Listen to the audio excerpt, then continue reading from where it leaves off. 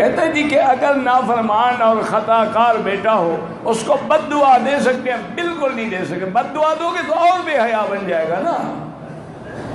اس کو دعا کیوں نہیں دیتے ہو کہ اللہ ہدایت دے دے، حیا والا بنا دے؟ یہ امتحان ہے. انبیاء کے بیٹے کافر ہوتے رہے لیکن پیغمبر تو پھر بھی دعا مانگتے رہے نا. ان ابنی من اہلی و ان وعدک الحق، کہ اللہ میرا بیٹا ہے اس کو بچا دے، حالانکہ جانتے تھے وہ کافر ہے.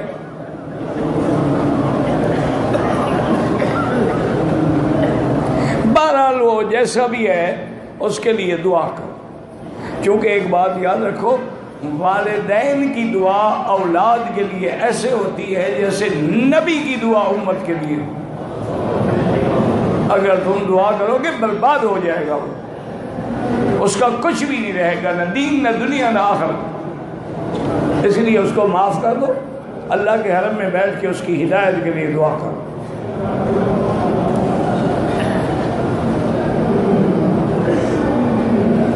میری پہلی بیوی سے اولاد ہے، دوسری بیوی کی اولاد نہیں ہے، یہ میری اولاد کو بد دعائیں دیتی ہے. بہرحال وہ یہ بد دعائیں اس کو خود لگے گی کیونکہ ناحق بد دعا کر رہی ہے. مردانہ کمزوری کا وظیفہ یہ ہے کہ دوسری شادی کر لو. میں مذاق تو نہیں کر رہا، یہ نسخہ میں نے نہیں بتایا. حکیم اجمل خان جو مسیح الملک کہلاتے تھے ان کا نسخہ ہے.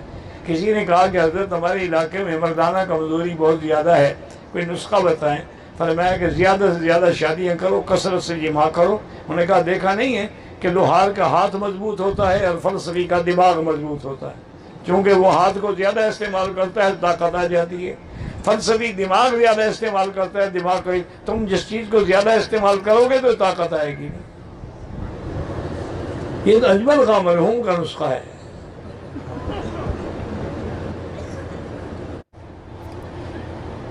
اور لڑکی کے والد فوت ہو گئے، گھر والے لڑکی کا نکاح نہیں کر رہے تو لڑکی کیا کرے؟